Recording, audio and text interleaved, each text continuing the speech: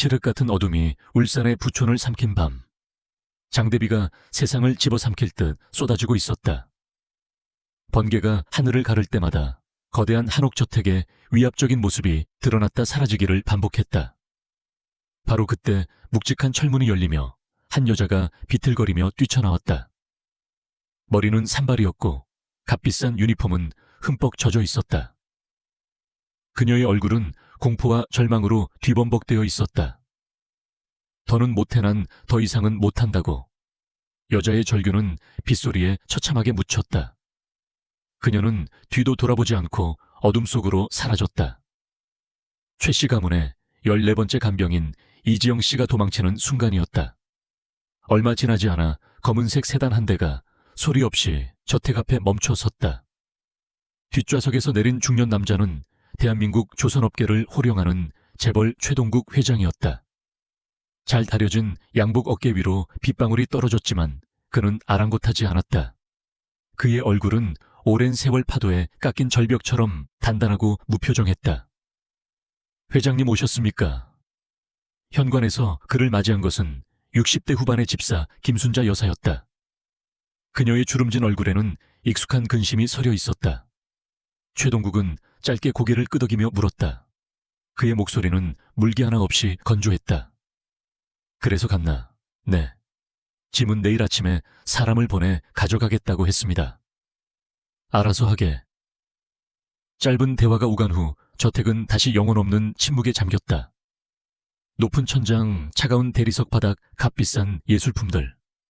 모든 것이 완벽하게 정돈되어 있었지만 사람의 온기는 조금도 느껴지지 않았다. 집이라기보다는 잘 꾸며진 거대한 박물관 같았다. 최동국의 구둣발 소리만이 텅 빈 공간을 공허하게 울렸다. 그는 아들의 방으로 향하지 않았다. 대신 서재의 문을 열었다. 방 한쪽 벽면 전체를 차지한 것은 책이 아니라 최첨단 보안 시스템 모니터들이었다. 수십 개의 화면이 저택 곳곳을 비추고 있었고 그의 시선은 망설임 없이 하나의 화면에 고정되었다. 준석 2층 동관 침실. 화면 속에는 9살 아들 최준석이 있었다. 세상에서 가장 안전하고 편안하게 설계된 침대 위에 아이는 인형처럼 누워 있었다. 방 안은 아이의 성장에 필요한 모든 것으로 가득했다. 벽에는 알록달록한 그림이 걸려 있었고 구석에는 포장도 뜯지 않은 고가의 장난감들이 산처럼 쌓여 있었다. 하지만 그 모든 것의 중심에 있는 아이는 텅 비어 보였다. 까만 눈동자는 초점 없이 허공의 한 점을 응시하고 있었다. 살아있는 생명체라기보다는 정교하게 만들어진 기계 같았다. 최동국은 마른 세수를 했다. 매일 밤 반복되는 의식이었다. 화면 속 아들을 통해 자신의 실패와 무력함을 확인하는 것. 돈으로 살 수 있는 모든 것을 아이에게 쏟아부었지만 정작 아이의 세상 안으로는 단 한 걸음도 들어가지 못했다. 한참 동안 화면을 응시하던 그는 결국 무거운 몸을 일으켰다. 대리석 계단을 오르는 그의 발걸음은 마치 납덩이를 매단 듯했다. 준석의 방문 앞에 섰을 때 희미한 소독약 냄새와 의료기기의 낮은 소음이 그를 맞았다. 그는 심호흡을 하고 문고리를 잡았다. 방 안의 공기는 바깥과 다른 세상처럼 무겁고 정체되어 있었다. 그는 삐걱거리는 소리조차 내지 않으려 조심스럽게 아들의 침대로 다가갔다. 천사처럼 고요한 얼굴. 하지만 그 고요함은 평화가 아니라 절망적인 단절처럼 느껴졌다. 최동국은 망설였다. 그의 크고 거친 손이 허공에서 잠시 멈칫했다. 조선소를 세우고 수만 명의 직원을 거느리고 정계 거물들과 악수하던 그 손이었다. 하지만 아들의 작은 뺨에 닿는 것은 세상 그 어떤 계약보다 어려웠다. 그는 마침내 결심한 듯 아들의 머리카락을 향해 아주 천천히 손을 뻗었다. 그 순간 준석의 몸이 미세하게 움찔했다. 마치 차가운 무언가가 닿은 듯한 거부의 반응이었다. 최동국의 손은 공중에서 그대로 굳어버렸다. 심장이 차갑게 내려앉는 기분이었다. 그는 결국 주먹을 꽉 쥔 채 손을 거두었다. 쓰라린 패배감이 온몸을 덮쳤다. 또다시 아비가 널 실망시켰구나. 예그는 소리 없이 방을 나와 복도에 기댔다. 가슴속에서 뜨거운 것이 치밀어 올랐지만 눈물은 나오지 않았다. 우는 법을 잊은 지 오래였다. 그때 주머니 속 전화기가 짧게 진동했다. 박비서였다. 받을 기분이 아니었지만 그는 습관적으로 전화를 받았다. 무슨 일인가? 회장님, 죄송합니다. 간병인 업체 3곳 모두 더 이상 보낼 사람이 없다고 합니다. 도련님 상태가 업계에 소문이 다 퍼진 모양입니다. 예상했던 바였다. 최동국의 입가에 자조적인 미소가 걸렸다. 끊어. 잠시만요, 회장님. 마지막으로 한 군데 아주 작은 파견 업체에서 연락이 왔습니다. 후보자가 1명 있는데 이력서가 조금 특이합니다. 특이하다니. 최동국은 아무런 기대도 하지 않은 채 물었다. 어차피 또 며칠 버티지 못하고 도망칠 사람이겠지. 화려한 경력은 없습니다. 그런데 자기소개서에 이렇게 쓰여 있습니다. 아이를 치료하지 않습니다. 아이와 친구가 될 뿐입니다. 서류 너머로 박 비서의 난감한 목소리가 들려왔다. 최동국은 잠시 침묵했다. 치료가 아니라 친구. 지난 7년간 수십 명의 전문가들에게서 단 한 번도 들어보지 못한 말이었다. 허무맹랑한 소리였지만 이상하게도 귓가에 맴돌았다. 모든 희망을 내려놓은 잿더미 속에서 아주 작은 불씨 하나가 살아나는 기분이었다. 그는 굳게 닫힌 아들의 방문을 돌아보았다. 잃을 것이 더 이상 없었다. 들여보내. 다음날 아침 최동국의 저택 앞은 어제의 폭풍우가 거짓말이었던 것처럼 고요했다. 하지만 그 고요함 속에는 보이지 않는 긴장감이 흘렀다. 마지막 면접 예정 시각 낡은 택시 한 대가 위풍당당한 저택의 철문 앞에 멈춰 섰다. 그 모습은 최고급 외제차들이 드나드는 이곳과는 어울리지 않는 이질적인 풍경이었다. 차에서 내린 강선화의 모습도 마찬가지였다. 그녀는 화장기 없는 얼굴에 낡았지만 깨끗한 스웨터와 면바지 차림이었다. 손에는 달아빠진 서류 가방 하나만 들려 있었다. 그녀의 태도에는 주눅든 기색 대신 오랜 시간 무언가를 준비해온 사람 특유의 단단함이 서려 있었다.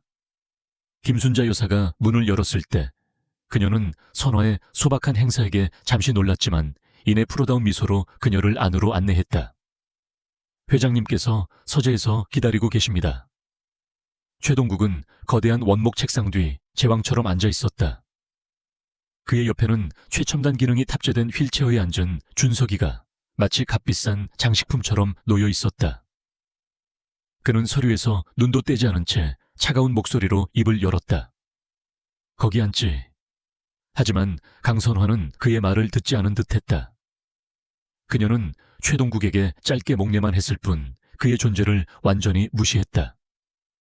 그녀의 시선은 오직 한 곳 휠체어에 앉은 작은 아이에게만 고정되어 있었다. 그녀는 망설임 없이 준석에게 다가갔다. 그리고는 아이의 휠체어 앞에 조심스럽게 무릎을 꿇었다.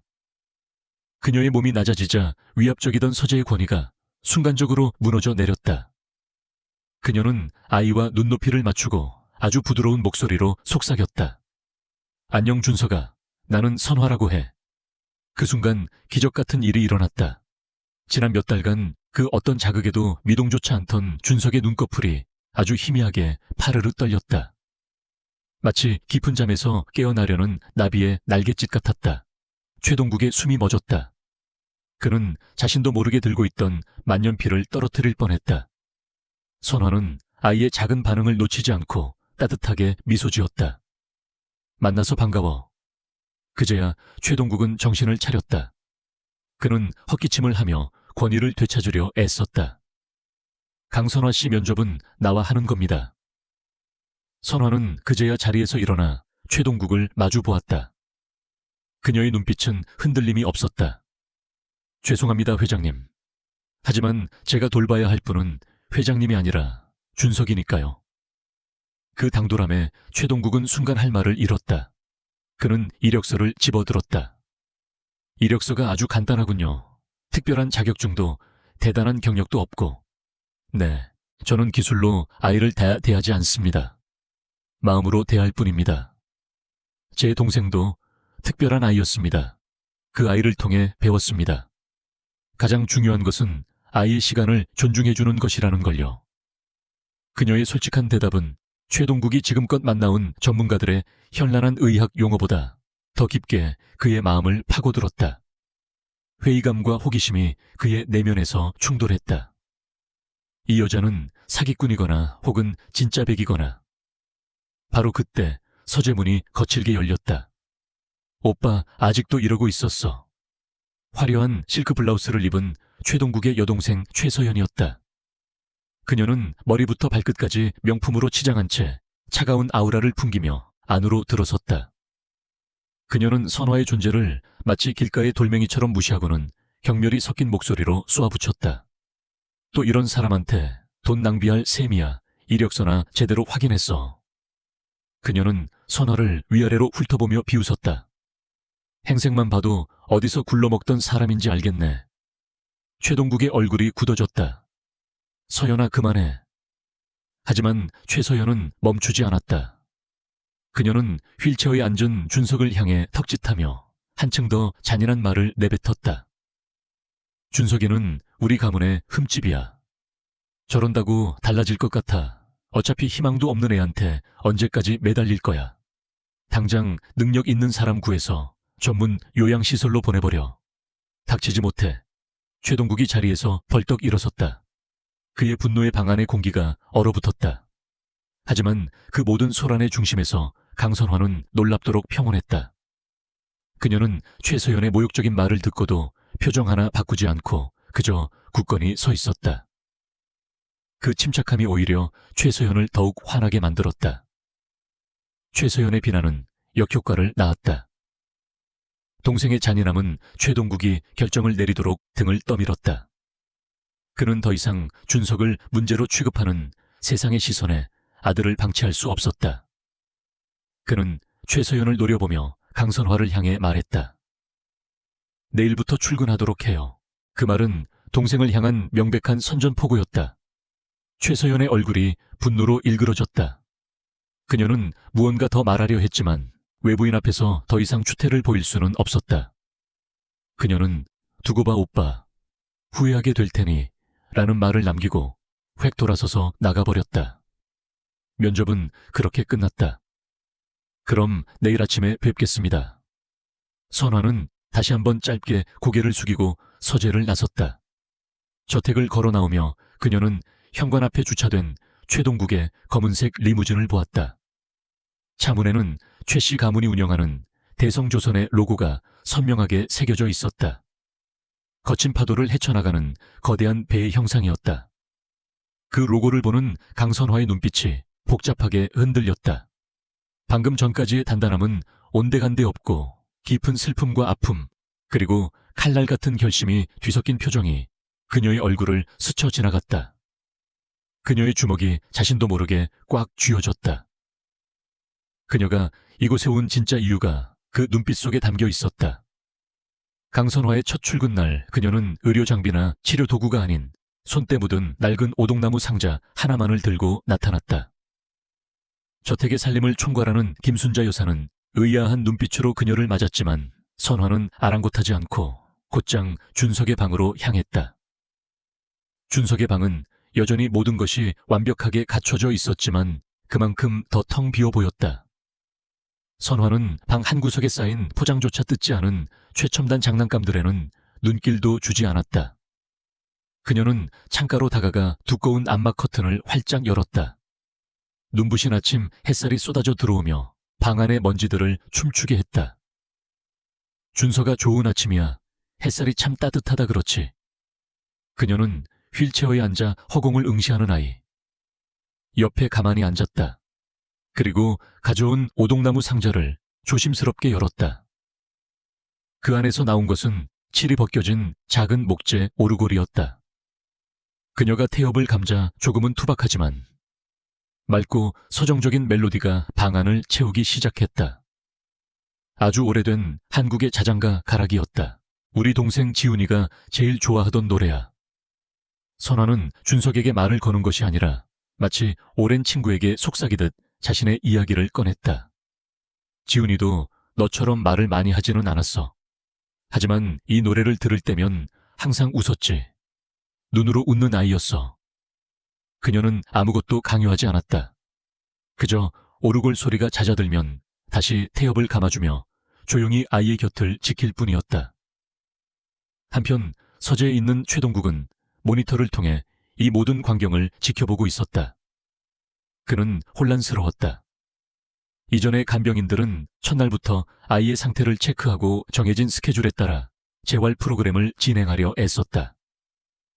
하지만 저 여자는 아무것도 하지 않았다. 그저 앉아서 낡은 오르골만 돌리고 있을 뿐이었다. 그런데 이상하게도 화면 속 아들의 모습이 평소보다 조금은 편안해 보였다. 미세한 차이였지만 7년간 아들을 지켜봐 온 아버지의 눈에는 분명하게 느껴졌다. 그날 저녁 저택의 거대한 식당에는 불편한 침묵이 흘렀다. 최서연이 아들 이민혁을 데리고 저녁 식사를 위해 찾아온 것이다. 민혁은 겉으로는 예의 바른 청년이었지만 어머니의 그늘 아래서 교묘하게 자신의 야심을 숨기고 있는 아이였다. 최서연은 일부러 큰 소리로 마치 선화에게 들으라는 듯 입을 열었다. 그녀의 목소리는 얼음장처럼 차가웠다. 오빠, 내가 스위스에 있는 최고급 재활 요양센터를 알아봤어. 환경도 시설도 최고래. 준석이를 그쪽으로 보내는 게 어때? 여기 있는 어중이 떠중이들한테 맡겨두는 것보다 100배는 나을 거야. 어중이 떠중이라는 말에 식당의 공기가 순간적으로 얼어붙었다. 최동국은 들고 있던 수저를 소리나게 내려놓았다. 그만해라. 왜 틀린 말 했어? 저 애한테 들어가는 돈이면 우리 민혁이 하버드 MBA 과정을 10번은 보내고도 남아. 언제까지 저런 밑 빠진 독에 물을 부을 셈이냐고. 최서연의 아기에 찬 목소리가 식당을 쩌렁쩌렁 울렸다. 이민혁은 그저 말없이 미소를 지으며 스테이크를 썰 뿐이었다. 그 모습은 마치 어머니의 공격을 즐기는 듯 했다. 최동국은 더 이상 대꾸할 가치를 느끼지 못하고 자리에서 일어나 버렸다. 그날 밤 최동국은 위스키를 마시며 서재에서 뒤척였다. 동생의 날카로운 말들이 가슴에 비수처럼 박혀 있었다. 스스로도 흔들리고 있었기 때문이었다.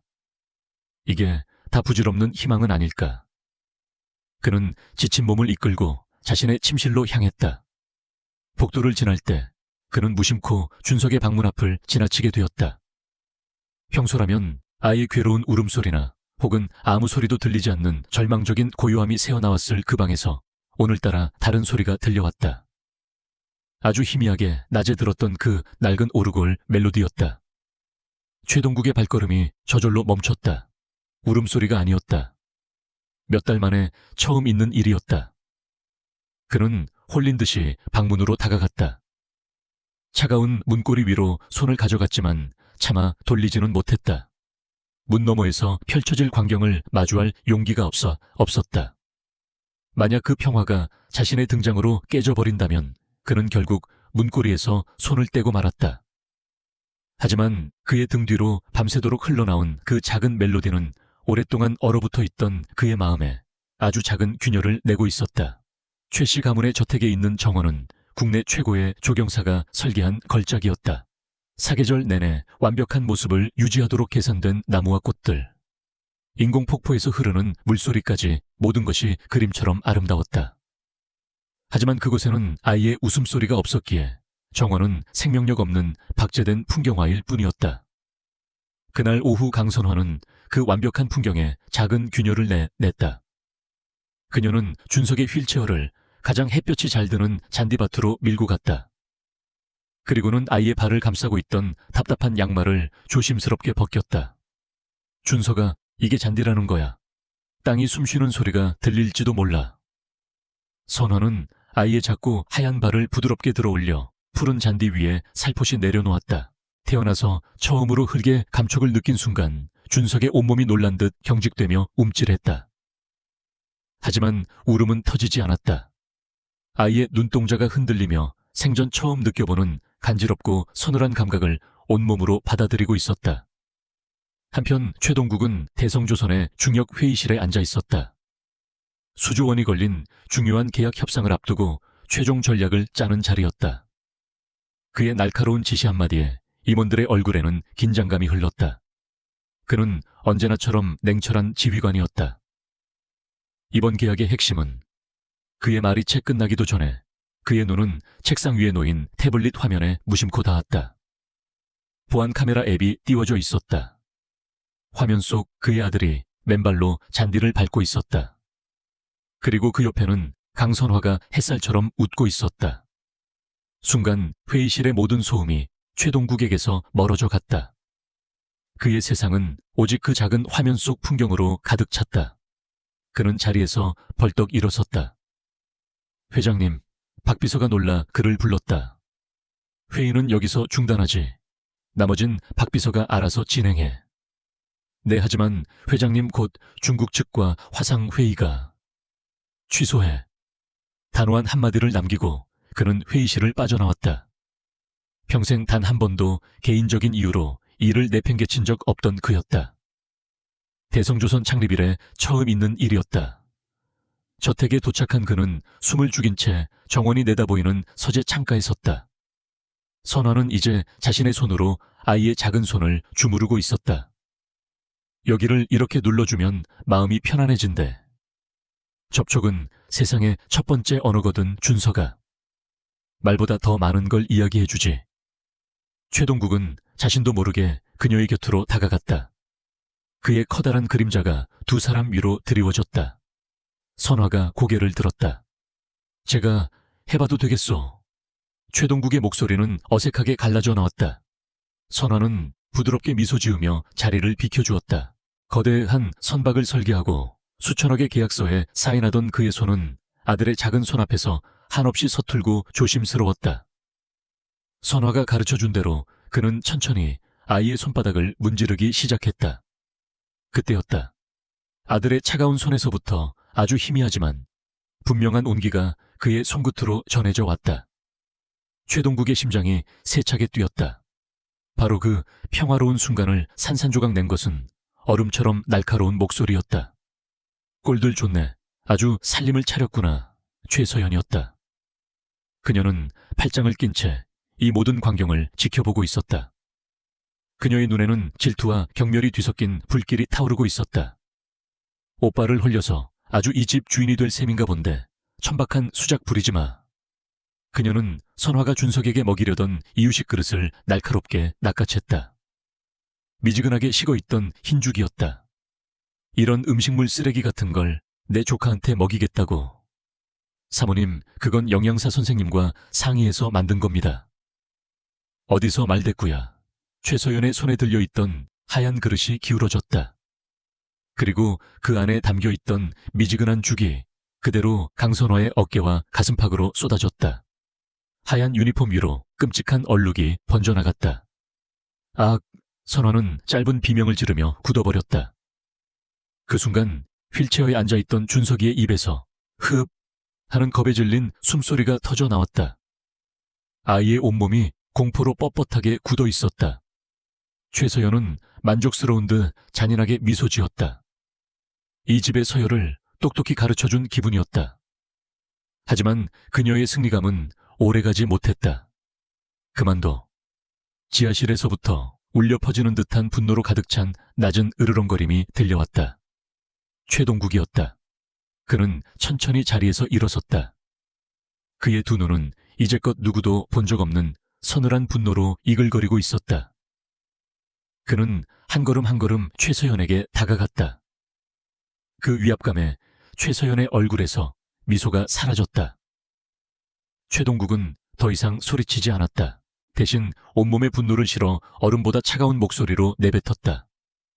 누가 내 사람한테 손대라고 했지? 내 사람. 최동국의 그 한마디는 천둥처럼 저택의 정원에 울려 퍼졌다. 그 말은 단순히 간병인을 편드는 것을 넘어 강선화를 자신의 경계 안으로 들인다는 명백한 선언이었다. 최서연은 순간 숨을 멈췄다.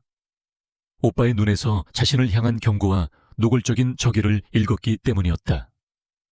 최동국은 더 이상 동생을 보지 않았다. 그는 몸을 돌려 충격으로 굳어있는 강선화에게 다가갔다. 그리고는 아무 말 없이 자신의 최고급 양복 재킷에서 하얀 손수건을 꺼냈다. 그는 몸을 숙여 선화의 어깨에 묻은 끈적한 죽을 서툴게 닦아내기 시작했다. 그의 거친 손길이 어깨에 닿자 선화는 화들짝 놀라며 뒷걸음질 쳤다. 회 회장님, 제가 하겠습니다. 가만히 있어요. 그의 목소리에는 거부할 수 없는 힘이 실려 있었다. 선화는 어쩔 수 없이 그의 손길을 받아들였다. 수백만 원짜리 실크 손수건이 더러워지는 것을 속수무책으로 지켜봐야 했다. 두 사람 사이에는 어색하고도 미묘한 긴장감이 흘렀다. 그 순간만큼은 회장과 간병인이 아니었다. 한 남자와 한 여자였다. 이 광경을 지켜보던 최서연의 얼굴은 분노와 굴욕감으로 시뻘겋게 달아올랐다. 오빠가 단 한 번도 자신에게 보여준 적 없는 보호 본능이었다. 그녀는 이가 갈리는 심정으로 도끼서린 말을 내뱉었다. 두고 봐. 저 여우 같은 년이 우리 집안을 어떻게 망가뜨리는지 똑똑히 보게 될 테니. 그녀는 저주를 퍼붓듯 소리치고는 분을 이기지 못하고 정원을 뛰쳐나갔다. 최서연이 사라지자 정원에는 어색한 침묵만이 남았다. 최동국은 손수건을 쥔 채 멈춰 섰다. 그는 선화의 눈을 마주치지 못하고 퉁명스럽게 말했다. 들어가서 옷 갈아입어요. 보기 흉하니까. 그 말은 차가웠지만 그 안에는 서툰 걱정이 배어 있었다. 선화는 고개를 숙인 채 조용히 실내로 들어갔다. 그녀의 심장은 세차게 뛰고 있었다. 최동국이 보여준 의외의 모습 때문이기도 했지만 자신의 계획이 예상치 못한 방향으로 흘러가고 있다는 불안감 때문이기도 했다. 그날 밤부터 저택에는 새로운 일과가 생겼다. 최동국은 매일 밤 잠들기 전 준석의 방을 찾았다. 그는 낮에 선화가 했던 것처럼 아들의 작은 손을 자신의 커다란 손으로 감싸 쥐었다. 처음에는 모든 것이 어색했다. 수만 톤의 강철을 다루고 수조 원의 계약서에 사인을 하던 그의 손은 아들의 연약한 손 앞에서 어떻게 힘을 조절해야 할지 몰라 미세하게 떨렸다. 너무 세게 누르면 아프지 않을까? 너무 약하면 효과가 없는 건 아닐까? 그는 선화가 알려준 혈자리를 기억해내려 애쓰며 조심스럽게 원을 그리듯 아들의 손바닥을 문지르기 시작했다. 준석이는 처음에는 낯선 아버지의 손길에 긴장한 듯 몸을 굳혔다. 하지만 최동국은 포기하지 않았다.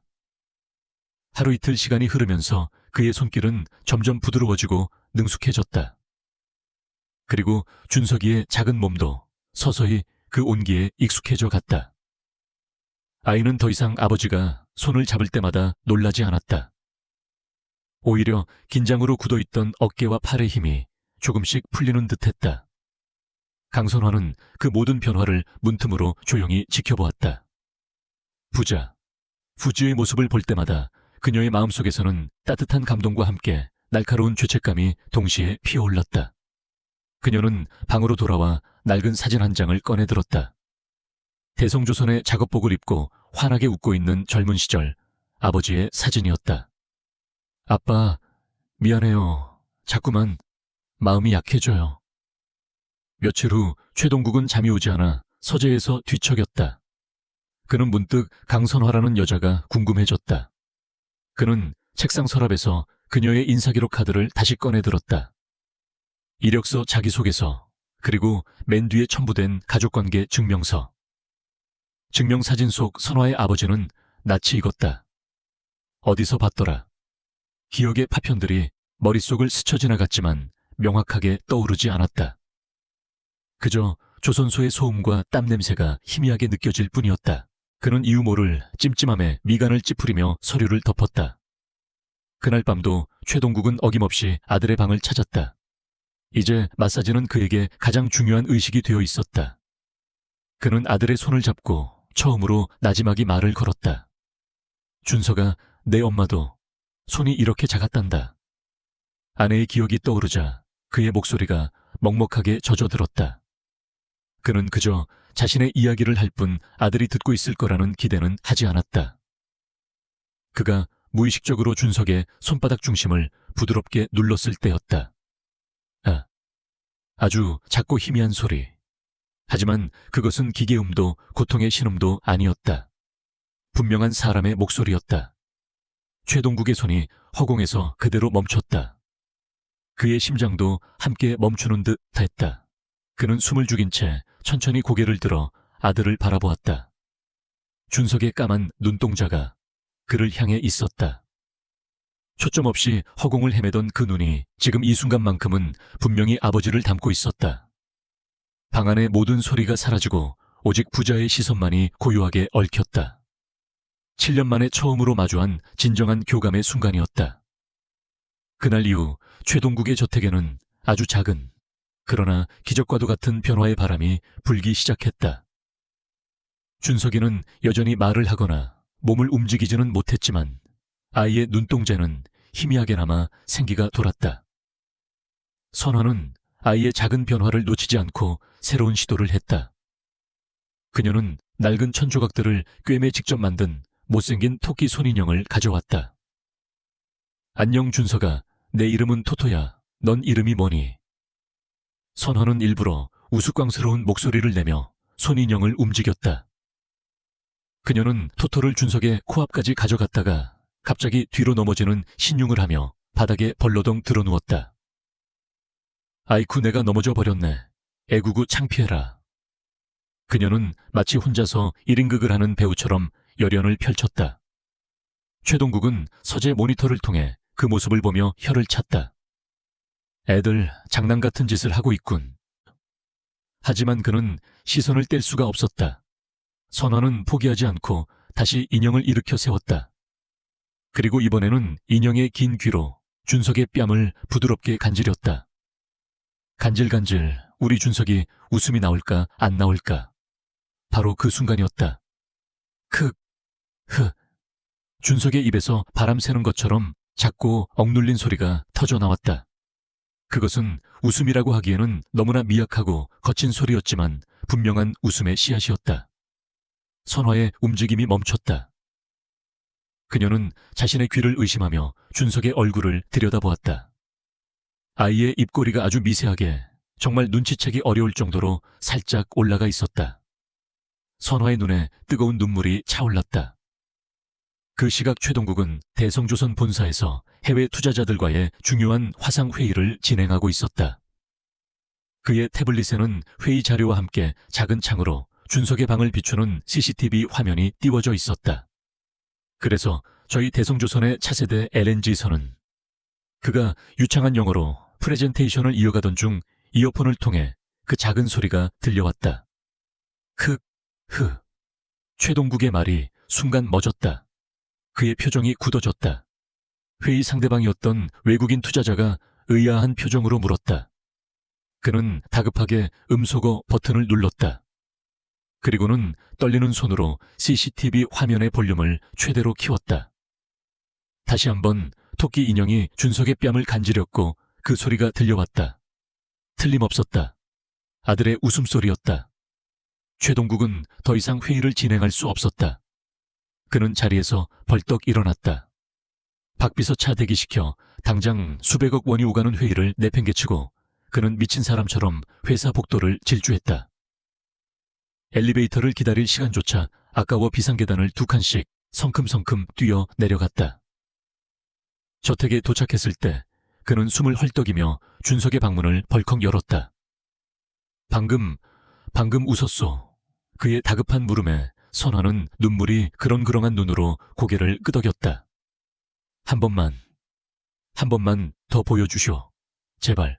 이 선화는 그의 간절한 부탁에 다시 손인형을 움직였다. 토끼 인형의 귀가 다시 한번 준석의 뺨을 간지렸다. 그리고 모두가 숨을 죽인 그 순간 아이의 입에서 다시 한번 그 소리가 터져 나왔다. 최동국은 그 자리에 주저앉고 말았다. 대한민국 경제를 움직이는 거인 그 어떤 위기 앞에서도 눈 하나 깜짝 않던 조선왕 최동국이 아들의 작은 웃음소리 앞에서 무너져 내렸다. 그의 어깨가 가늘게 떨리기 시작했다. 이내 참았던 눈물이 뺨을 타고 흘러내렸다. 7년 만에 처음으로 흘리는 기쁨의 눈물이었다. 그는 기다시피 아들에게 다가가 떨리는 손으로 아이의 작은 몸을 끌어안았다. 고맙다. 준석아, 아빠한테 웃어줘서 정말 고맙다. 그 감격적인 순간 저택의 다른 한편에서는 차가운 음모가 싹트고 있었다. 최서연은 자신의 신복인 중년의 가사 도우미를 조용히 불렀다. 새로 들어온 사람이었다. 김 실장, 그 여우 같은 년 강선화 말이야. 요즘 행적이 좀 수상하지 않아. 네 사모님, 며칠 지켜보니 일주일에 한두 번씩 밤늦게 몰래 외출을 하는 것 같습니다. 어디 가는지는 모르겠습니다만 최서연의 입가에 교활한 미소가 번졌다. 완벽한 꼬투리였다. 그래, 잘 됐네. 그녀는 지갑에서 두툼한 돈 봉투를 꺼내 김 실장의 손에 쥐어주었다. 지금부터 그년 뒤를 밟아. 어딜 가는지 누굴 만나는지 숨쉬는 것 하나까지 전부 다 알아내서 나한테 보고해. 알았어. 네 사모님, 맡겨만 주십시오. 김 실장은 고개를 숙이며 돈 봉투를 챙겼다. 준석의 방에 따스한 햇살이 가득한 동안 그 햇살이 닿지 않는 저택의 어두운 구석에서는 한 가족의 행복을 집어삼킬 차가운 그림자가 점점 더 짙어지고 있었다. 아들의 첫 웃음소리는 최동국의 굳게 닫혀있던 세상의 문을 열어젖힌 열쇠였다. 그는 더 이상 아들을 저택이라는 화려한 감옥 안에만 가둬두고 싶지 않았다. 주말 아침 그는 선화에게 폭탄 선언을 했다. 준석이를 바다에 데려가고 싶소. 이에 선화의 눈이 놀라움으로 동그래졌다가 이내 따뜻한 미소로 바뀌었다. 정말 멋진 생각이에요, 회장님. 그날의 외출은 비밀 작전처럼 진행되었다. 늘 타던 검은색 리무진 대신 준석의 특수 휠체어가 들어갈 수 있도록 개조된 평범한 미니밴이 준비되었다. 최동국은 수십 년 만에 처음으로 직접 운전대를 잡았다. 차 안에서 선화는 창밖 풍경 하나하나를 준석에게 속삭여 주었다. 준석아, 저기 봐. 노란 은행잎이 꼭 별님 같지? 이제 곧 겨울이 오려나 봐. 최동국은 백미러로 뒷좌석의 두 사람을 힐끔거렸다. 선화의 다정한 목소리, 그리고 그 목소리에 귀를 기울이는 듯한 아들의 모습. 아주 오랫동안 잊고 있던 가족이라는 단어가 그의 가슴속에서 희미하게 떠올랐다. 그의 입가에 자신도 모르는 미소가 번졌다. 그들이 도착한 곳은 울산 외곽의 한적한 몽돌 해변이었다.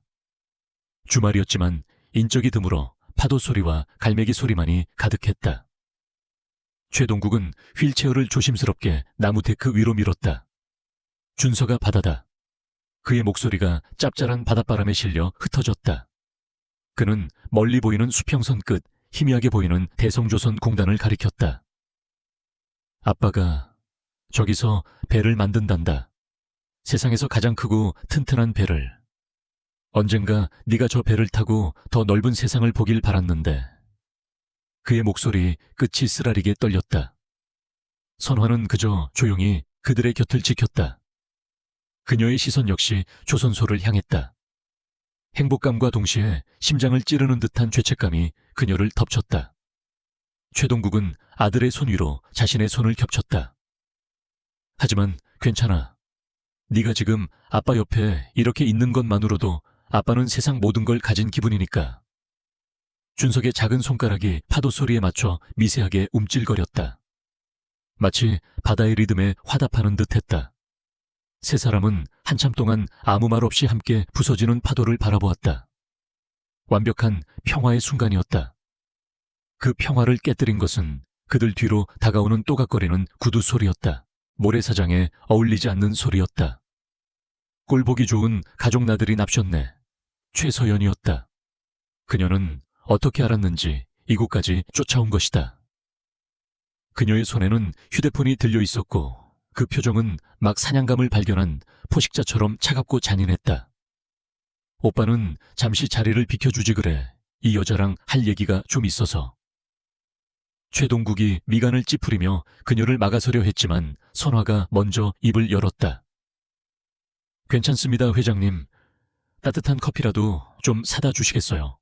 준석이가 추워하는 것 같아서요. 최동국은 망설였지만 선화의 단단한 눈빛에 결국 발걸음을 옮겼다. 최동국이 멀어지자마자 최서연의 표정이 싹 변했다. 그녀는 선화의 코앞까지 다가와 비웃음과 함께 휴대폰 화면을 들이밀었다. 화면 속에는 방금 전 최동국이 선화의 어깨를 감싸주거나 다정하게 웃어주는 모습들이 찍혀 있었다. 아주 그림이 좋아. 이 사진들 언론에 넘기면 뭐라고 제목이 붙을까? 상처한 재벌 회장, 어린 간병인과 부적절한 관계, 아니면 장애 아들 볼모로 회장님 유혹하는 꽃뱀. 원하시는 게 뭡니까? 선화의 목소리는 떨리지 않았다. 최서연은 핸드백에서 하얀 봉투를 꺼내 선화의 무릎 위로 던졌다. 이 안에 5억 들었어. 내 평생 만져보지도 못할 돈이지. 그녀는 잠시 말을 끊고 옆에 있던 아이스커피 잔을 집어들었다. 이 돈 받고 내일 당장 이 집에서 그리고 내 오빠 인생에서 깨끗하게 사라져. 말이 끝나는 순간 그녀는 커피잔을 그대로 선화의 얼굴을 향해 뿌렸다. 촤악. 얼음이 섞인 차가운 커피가 선화의 얼굴과 머리 어깨를 적셨다. 몇 개의 얼음 조각이 그녀의 뺨을 때리고 바닥으로 떨어졌다. 모욕감으로 온몸이 떨려왔지만 선화는 울지 않았다. 그녀는 눈을 감지도 않았다. 커피물이 뚝뚝 떨어지는 얼굴을 한 채 그녀는 얼음보다 더 차가운 눈으로 최서연을 똑바로 노려보았다. 그녀는 무릎 위에 놓인 돈 봉투를 천천히 집어들었다. 최서연의 입가에 승리의 미소가 걸렸다. 역시 돈 앞에서는 어쩔 수 없는 천박한 것. 하지만 선화는 봉투를 열어보지도 않았다. 대신 그녀는 봉투의 한가운데를 잡고 아주 천천히 힘을 주어 반으로 찢었다. 찍! 두꺼운 돈다발이 찢어지는 둔탁한 소리가 파도 소리를 갈랐다. 최서연의 미소가 얼굴에서 굳어버렸다. 선화는 찢어진 돈 봉투를 바닥에 던져버리고 자리에서 일어섰다. 그녀의 목소리는 분노가 아닌 차갑게 얼어붙은 경고였다. 이런 짓까지 하시는 걸 보니 정말로 두려우신가 보군요. 그녀는 최서연의 곁을 스쳐 지나가며 그녀의 귓가에 속삭였다. 후회하게 되실 겁니다. 그 말은 더 이상 순진한 간병인의 것이 아니었다. 그것은 모든 것을 걸고 싸울 준비가 된 전사의 선언이었다. 최서연은 그 자리에 못 박힌 듯 서서 멀어지는 선화의 뒷모습을 망연자실하게 바라볼 뿐이었다.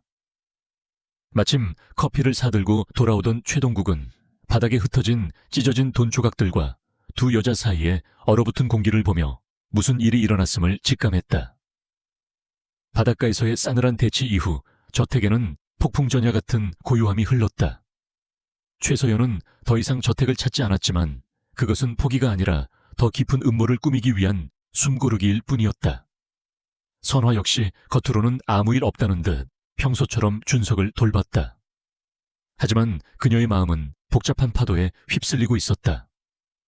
최동국이 보여주는 신뢰와 다정함이 깊어질수록 그녀의 죄책감과 내적 갈등은 눈덩이처럼 불어났다. 그녀는 밤마다 잠을 설쳤다. 며칠 후 아버지의 기일이었다. 선화는 휴가를 내고 낡은 버스를 타고 목포로 향했다. 작은 공원 묘지에 있는 아버지의 소박한 무덤 앞에 선 그녀는 국화꽃 한 다발과 아버지가 좋아하시던 소주 한 병을 내려놓았다. 아빠, 나왔어. 그녀는 봉분 옆에 쪼그리고 앉아 잡초를 뽑으며 조용히 속삭였다. 그 사람, 최동국 회장 말이야.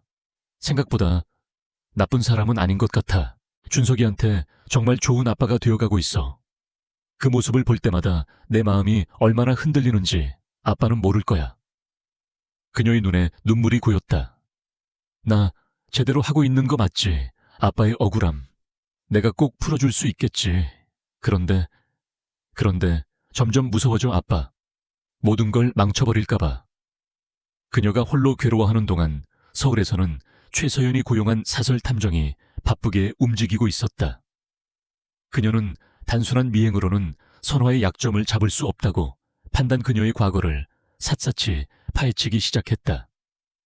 강선화 아버지는 강인호 전 대성조선 용접공. 10년 전 조선소에서 추락사고로 사망. 모친은 현재 목포 요양병원에 입원 중. 특이사항은 탐정의 보고를 듣던 최서연의 눈이 번뜩였다. 사망 원인이 단순 실족사로 처리되었지만 당시 동료들 사이에서는 안전설비 미비로 인한 인재, LN자라는 소문이 파다했습니다. 하지만 어찌된 일인지 유가족 측에서 어떤 소송이나 이해 제기도 없이 조용히 합의를 하고 사건이 종결되었습니다. 대성조선, 강인호. 최서연은 그 이름을 되뇌며 교활하게 웃었다. 찾았다. 드디어 찾았어. 그날 저녁 최동국은 선화를 자신의 서재로 불렀다. 바닷가에서의 일을 더 이상 모른 척할 수 없었기 때문이었다. 그는 최고급 와인을 따르며 조심스럽게 입을 열었다. 그날 내 동생이 무슨 짓을 했는지 들었소. 미안하게 됐수다. 괜찮습니다. 아니, 괜찮지 않아. 그 녀석 버릇은 내가 잡을 거요.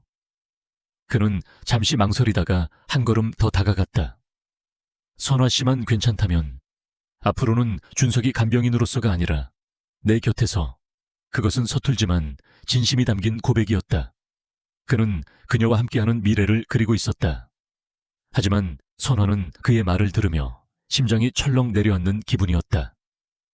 지금 이 순간 그의 진심을 받아들이는 것은 그를 기만하는 행위였다. 그녀는 고개를 숙이며 그의 말을 잘랐다. 과분한 말씀입니다, 회장님. 저는 그럴 자격이 없습니다. 자격이라니, 그게 무슨... 저는 그저 준석이의 간병인일 뿐입니다. 그 이상도 이하도 아닙니다. 앞으로도 선을 넘지 말아주셨으면 합니다. 선화는 일부러 차갑고 단호하게 말했다. 그녀의 거절에 최동국의 얼굴에서 따뜻한 미소가 사라졌다. 그는 상처받은 눈으로 그녀를 바라보았다. 이해할 수 없다는 표정이었다. 서재 안에는 무겁고 서먹한 침묵이 흘렀다. 애써 쌓아 올린 신뢰의 다리가 흔들리는 순간이었다. 선화가 서재를 나간 후 최동국은 홀로 남아 와인잔을 비웠다. 그는 선화의 거절 이유를 알 수 없어 답답했다. 그때 그의 책상 위로 최서연에게서 메시지 한 통이 도착했다. 오빠 할 얘기가 있어. 강선화라는 여자의 진짜 정체에 대해서. 그리고 그 메시지 밑에는 낡은 서류 파일 하나가 첨부되어 있었다. 파일의 이름은 대성조선 산업재해 배. 사망자, 기록 강인호.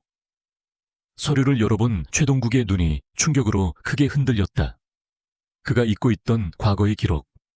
그리고 그 서류의 맨 마지막 장 합의서에는 유가족을 대신해 모든 권리를 포기한다는 내용과 함께 젊은 시절 그의 아버지 최 회장의 도장 옆에 나란히 찍혀있는 최동국 자신의 사인이 선명하게 남아있었다. 최서연이 보낸 서류는 최동국의 머릿속에 잠들어 있던 과거의 악몽을 깨웠다. 젊은 시절 아버지의 그늘 아래서 경영 수업을 받던 때였다. 그는 수많은 서류에 기계적으로 결제 도장을 찍었고 그중 하나가 바로 강인호 씨의 산재 사망 합의서였다. 당시 그는 사소한 사고 보고로만 여겼다. 부하 직원이 가져온 보고서에 단순 과실로 인한 추락사라는 문구를 의심 없이 믿었다. 그 한 번의 무관심이 한 가족의 인생을 송두리째 바꿔놓았다는 사실을 그는 까맣게 모르고 있었다. 그는 밤새 서재에서 한숨도 자지 못했다. 배신감과 혼란, 그리고 희미한 죄책감이 뒤섞여 그의 머릿속을 헤집었다. 강선화, 그녀의 모든 행동이 이제는 다른 의미로 해석되기 시작했다. 준석을 향한 따뜻한 눈빛은 복수를 위한 연기였을까? 자신에게 보여준 미소는 계획된 접근이었을까? 아니야, 그럴 리 없어. 그 눈빛은 진짜였어. 아니, 속은 거야. 처음부터 목적을 가지고 접근한 거야. 그의 내면에서 두 개의 목소리가 치열하게 싸웠다. 그는 아직 그녀를 믿고 싶었다. 그래서 다음 날 그는 아무것도 모르는 척했다. 그리고 그날 저녁 그는 자신이 할 수 있는 마지막 신뢰의 증표를 준비했다. 그의 어머니가 남긴 유품인 작은 다이아몬드가 박힌 목걸이였다. 그는 이 목걸이를 그녀에게 주며 모든 진실을 직접 듣고 싶었다. 그날 저녁 최서연은 자신의 승리를 확신하며 가족 만찬을 소집했다. 그녀는 대성조선의 주요 주주이자 가문의 원로인 작은 할아버지까지 초청했다. 모든 판을 짜놓은 완벽한 무대였다. 식사가 중반쯤 무르익었을 때 최서연은 기다렸다는 듯이 와인잔을 들며 입을 열었다. 작은 할아버지, 그리고 주주님들. 오늘 이렇게 모시게 된 건 우리 최 씨 가문과 대성조선의 미래에 관한 중요한 이야기를 드리기 위해서입니다. 그녀는 최동국을 힐끗 보며 말을 이었다. 최근 우리 오빠가 회사 일보다 집안일에 너무 신경을 쓰는 것 같아 걱정입니다. 특히 새로 들어온 저 간병인 아가씨한테 말이죠. 모든 시선이 강선화에게로 쏠렸다. 선화는 불안한 예감에 얼굴이 하얗게 질렸다. 최서연은 준비한 서류 뭉치를 테이블 위로 던지듯 펼쳐놓았다. 이 여자의 이름은 강선화. 아버지는 10년 전 우리 대성조선에서 돌아가신 강인호 씨입니다. 당시 사고는 본인 과실로 종결되었지만 실상은 회사의 안전관리부실로 인한 명백한 인재, RN사이였습니다. 식탁에 앉아있던 모든 사람들이 충격으로 술렁였다.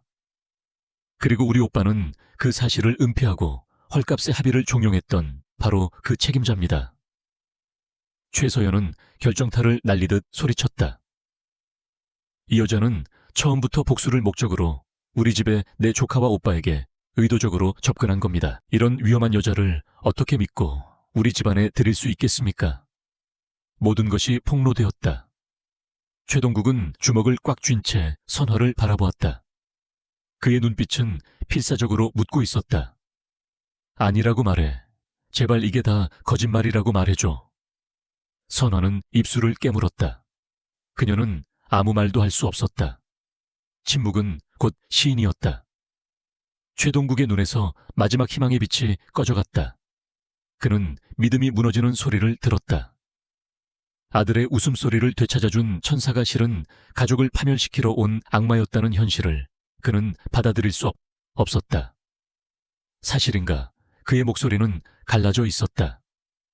선화는 고개를 들고 그를 똑바로 바라보며 눈물을 참으며 말했다.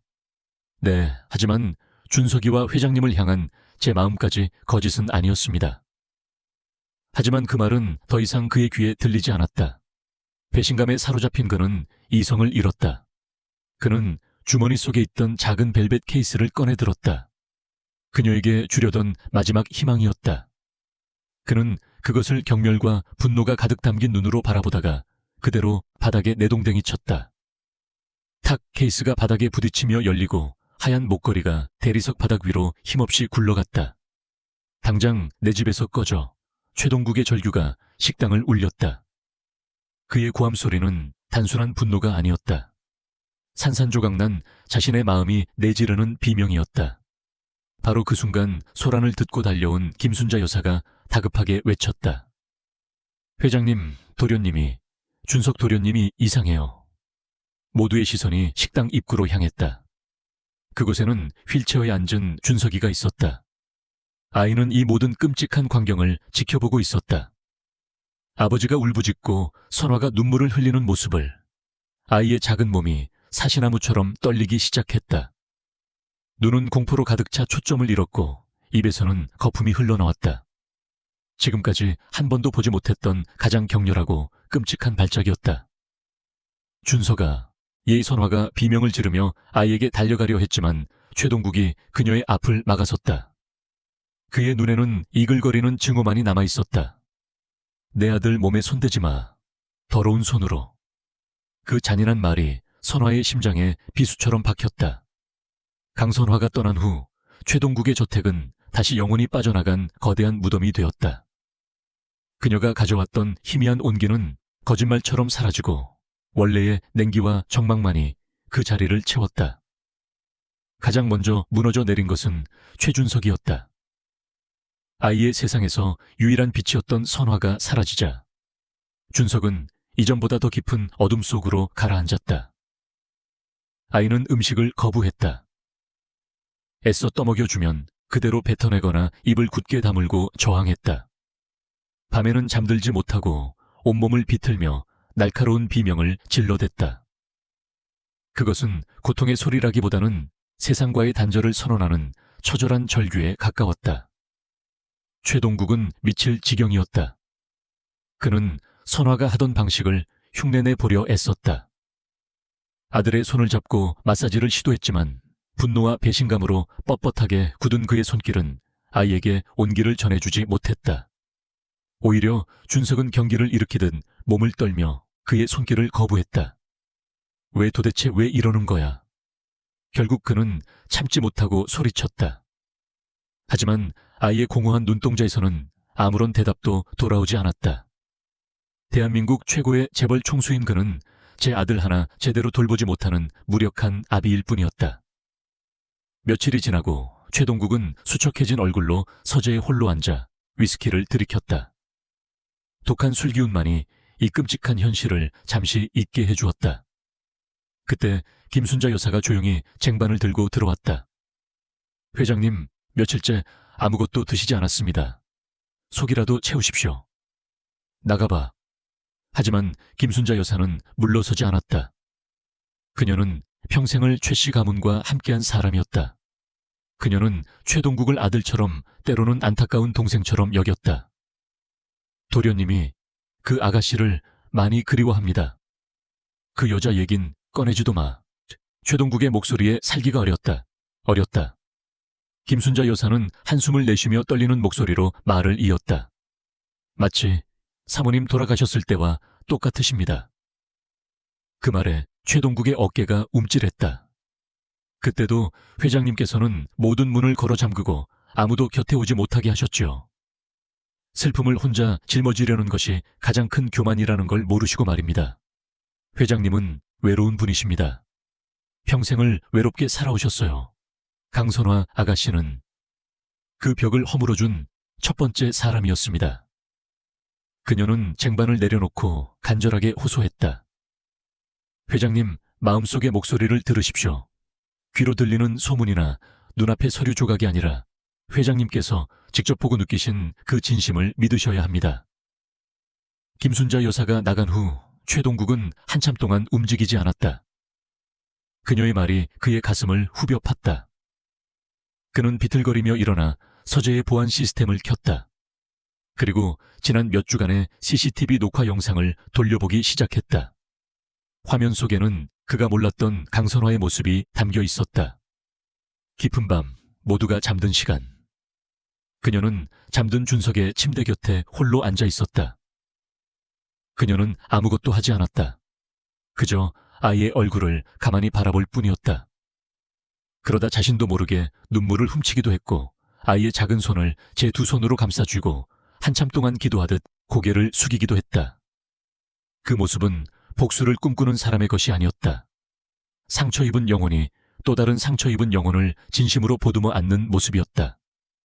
최동국의 심장이 무너져 내렸다. 그는 자신의 눈을, 자신의 감정을 믿었어야 했다. 그는 떨리는 손으로 노트북을 열어 최서연이 보냈던 사고 기록 파일을 다시 열었다. 이번에는 분노가 아닌 차가운 이성으로 문장 하나하나를 뜯어보았다. 무언가 이상했다. 동료들의 증언은 마치 입이라도 맞춘 듯 똑같았고 안전관리자의 보고서는 형식적이기 짝이 없었다. 그는 그제야 깨달았다. 자신이 얼마나 무책임하고 무관심했는지를. 그는 진실을 보려 하지 않고 그저 처리된 결과만을 믿었던 것이다. 자신의 어리석음과 오만이한 여자와 그녀의 가족에게 얼마나 깊은 상처를 주었는지, 그리고 아들에게서 유일한 희망을 얼마나 잔인하게 빼앗았는지를 깨닫는 순간이었다. 그의 눈에서 후회의 눈물이 흘러내렸다. 이제는 바로 잡아야 했다. 무엇이 되었든 그는 책상 위 전화기를 집어들었다. 박 비서였다. 나다. 그의 목소리는 밤새 내린 비에 젖은 듯 무겁게 가라앉아 있었다. 강선화 씨, 찾아주게. 대한민국 땅을 전부 뒤져서라도 무슨 수를 써서라도. 강선화를 찾는 일은 생각보다 쉽지 않았다. 그녀는 마치 세상에서 증발이라도 한 것처럼 모든 흔적을 지우고 사라졌다. 최동국은 대성조선의 정보력을 총동원했고 며칠 밤낮의 수소문 끝에 마침내 그녀의 행방을 찾아냈다. 그녀가 있는 곳은 서울 변두리에 금방이라도 쓰러질 듯한 단 낡은 상가 건물 2층이었다. 간판조차 제대로 없는 새싹 주간보호센터. 그곳은 정부 지원도 제대로 받지 못하는 영세한 장애 아동 돌봄 시설이었다. 최동국은 수행원 하나 없이 홀로 그곳을 찾아갔다. 최고급 세단이 허름한 골목에 멈춰 서자 동네 아이들이 신기한 듯 몰려와 구경했다. 차에서 내린 그의 모습은 며칠 사이에 폭삭 늙어 보였다. 완벽하게 다려졌던 양복은 구겨져 있었고 턱에는 거뭇한 수염 자국이 가득했다. 삐걱거리는 계단을 올라 2층 문을 열자 소독약 냄새와 아이들의 소음, 그리고 선화의 다정한 목소리가 그를 맞았다. 우리 민준이 그림 정말 잘 그렸네. 이게 공룡이야. 그녀는 여러 아이들에게 둘러싸여 바닥에 앉아 있었다. 예전의 단정한 유니폼 대신 낡은 티셔츠 차림이었지만 아이들을 바라보는 그녀의 눈빛만은 변함없이 따뜻했다. 문 앞에 서 있는 최동국을 발견한 순간 그녀의 얼굴에서 웃음기가 사라졌다. 그녀는 놀란 표정으로 굳어버렸다. 최동국은 아이들을 지나 천천히 그녀 앞으로 다가갔다. 그는 그녀의 앞에 서서 한참 동안 아무 말도 하지 못했다. 무슨 말부터 시작해야 할지 알 수 없었다. 그는 결국 아주 힘겹게 입을 열었다.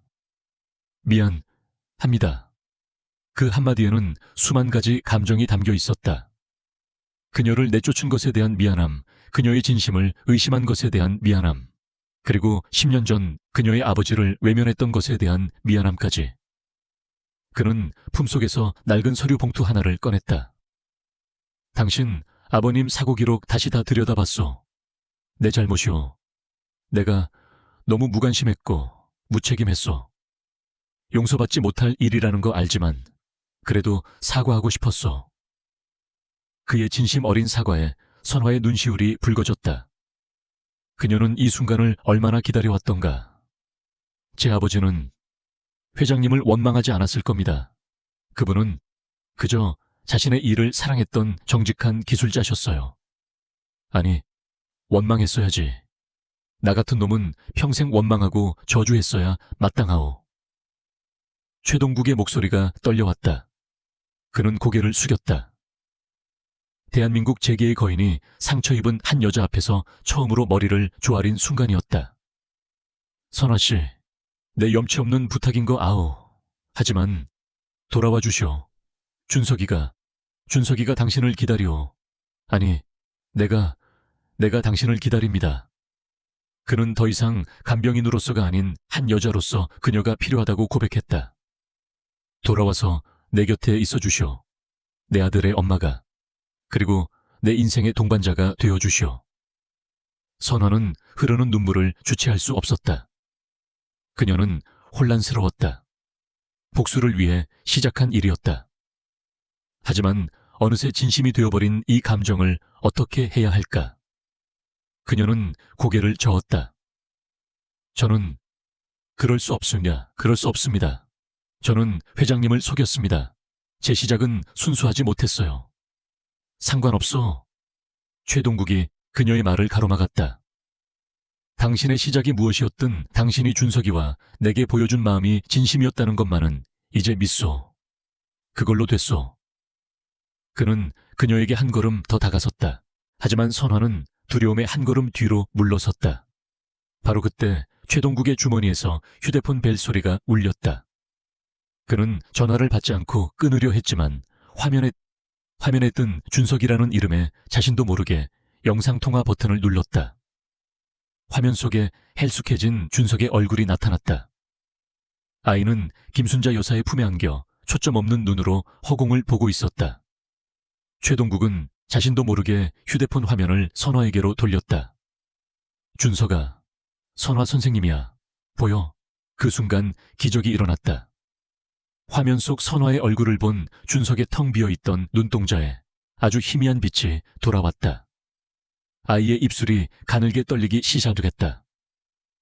그리고 아이는 아주 느리고 힘들게 자신의 팔을 들어 올리려 애썼다. 단 한 번도 자신의 의지대로 움직여 본 적 없던 그 팔을. 아이는 화면을 향해 선화를 향해 필사적으로 손을 뻗었다. 그리고 아이의 입에서 평생 누구도 기대하지 않았던 단어라고 할 수도 없는 소리가 터져 나왔다. 엄마. 비록 뭉개지고 어눌한 발음이었지만 그것은 분명한 부름이었다. 아이가 세상에 태어나 처음으로 내뱉은 자신의 의지가 담긴 첫 번째 말이었다. 그 소리를 듣는 순간 선화의 마지막 망설임이 무너져 내렸다. 그녀는 그 자리에 주저앉아 오열했다. 그것은 슬픔의 눈물이 아니었다. 모든 아픔과 상처가 씻겨 내려가는 용서와 구원의 눈물이었다. 그녀는 울면서 고개를 끄덕였다. 돌아가겠다고. 그 아이의 곁으로, 그리고 그 남자의 곁으로 돌아가겠다고. 강선화가 저택으로 돌아온 날, 잿빛이던 최 씨 가문에는 비로소 아침이 찾아왔다. 그녀가 현관으로 들어서는 순간 휠체어에 앉아있던 준석이는 마치 엄마를 만난 아기 새처럼 온몸으로 기쁨을 표현했다. 아이는 알아들을 수 없는 소리를 내며 선화를 향해 필사적으로 손을 뻗었다. 선화는 가방도 내려놓기 전에 달려가 아이를 끌어안았다. 준석아, 선생님 왔어.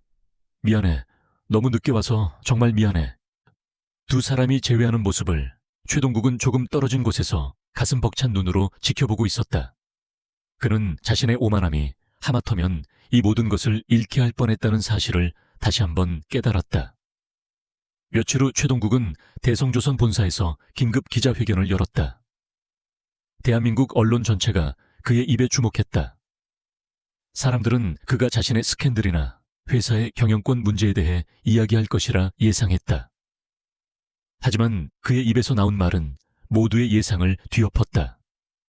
저는 오늘 대성조선의 총수로서, 그리고 한 인간으로서 과거의 잘못을 고백하고 사죄하기 위해 이 자리에 섰습니다. 그는 10년 전 있었던 강인호 씨의 산업재해 사건의 진실을 모두 공개했다. 회사의 안전관리 소홀과 그 사실을 조직적으로 은폐하려 했던 과오를 인정했다. 그는 수많은 카메라 플래시 앞에서 깊이 고개를 숙였다. 고구 강인호님과 유가족분들께 진심으로 사죄드립니다. 또한 저희 대성조선을 믿고 일하다 상처 입은 모든 노동자와 그 가족들께도 용서를 구합니다. 그는 그 자리에서 대성산업재해 피해자 지원재단 설립을 발표했다. 사재 1천억 원을 출연해 다시는 이런 비극이 반복되지 않도록 하겠다는 약속이었다. 기자회견이 끝난 후 그는 곧장 이사회를 소집했다. 그리고 가문의 반대를 무릅쓰고 최서연과 그녀의 아들 이민혁을 대성조선의 모든 직위에서 해임하는 안건을 통과시켰다. 최서연은 이성을 잃고 발악했지만 이미 대세는 기울어진 후였다. 그녀의 탐욕은 결국 스스로를 파멸시킨 것이다. 모든 폭풍이 지나간 후 저택에는 비로소 진정한 평화가 찾아왔다. 어느 화창한 가을 오후 정원에는 세 사람의 웃음소리가 가득했다. 최동국과 강선화 그리고 준석이었다. 그들은 커다란 천을 펼쳐놓고 여러 가지 색깔의 자투리 천 조각들을 이어붙여 퀼트 담요를 만들고 있었다. 이 파란색은 하늘, 이 노란색은 햇님, 그리고 이 초록색은 준석이가 좋아하는 잔디. 선화는 조각 하나하나의 의미를 설명해 주었다. 최동국은 서툰 바느질 솜씨로 천을 꿰맸고 준석이는 그 옆에 앉아 작은 손으로 천 조각을 만지작거리며 아우 하는 소리를 냈다. 불완전한 조각들이 모여 하나의 아름다운 그림이 되어가는 모습은 마치 상처투성이었던 그들 각자가 모여 비로소 가족이라는 완전한 그림을 이루어가는 과정을 상징하는 듯했다. 몇 달의 시간이 흘렀다. 늦가을의 햇살이 따스하게 내리쬐는 정원. 최동국과 선화는 이제 양옆에서 준석의 팔을 붙잡아주고 있었다. 아이의 다리에는 특수 제작된 보조기구가 채워져 있었다. 자, 준석아, 한 걸음만 더 할 수 있어. 최동국의 목소리에는 이제 더 이상 조급함이나 불안함이 없었다. 그저 아들을 믿는 아버지의 단단한 신뢰만이 담겨 있었다. 준석이는 온 힘을 다해 떨리는 다리를 앞으로 내디뎠다. 비틀 휘청. 아이의 첫걸음은 위태로웠고 결국 힘이 빠져 풀썩 주저앉고 말았다. 과거의 최동국이었다면 실망하거나 좌절했을 것이다. 하지만 지금의 그는 달랐다. 그는 넘어진 아들 앞에서 무릎을 꿇고 앉아 환하게 웃었다. 굉장하다. 최준석 아빠는 네가 해낼 줄 알았어. 다시 한번 해볼까? 넘어진 준석이는 울지 않았다. 대신 아빠의 웃는 얼굴을 보며 생전 처음으로 소리를 내어 환하게 웃었다. 크흐 아하하. 아이의 웃음소리는 그 어떤 음악보다 맑고 청가하게 정원에 울려 퍼졌다. 그것은 병이 기적처럼 낫는 동화 같은 결말이 아니었다. 아이는 여전히 아팠고 앞으로도 평생 이겨내야 할 싸움이 남아 있었다. 하지만 이제 그들은 혼자가 아니었다. 서로의 상처를 보듬고 불완전함을 사랑하며 함께 넘어지고 함께 일어서는 법을 배운 진정한 가족이 되었다. 선화는 두 부자 후지의 모습을 바라보며 조용히 미소 지었다. 그녀의 손가락에는 언젠가 최동국이 바닥에 내동댕이 쳤던 그 작은 다이아몬드 목걸이가 반지의 모습으로 바뀌어 반짝이고 있었다. 세 사람은 서로를 부축하며 다시 일어섰다. 새로운 아침의 햇살 속에서 그들은 세상에서 가장 행복한 모습으로 두 번째 걸음을 내디딜 준비를 하고 있었다.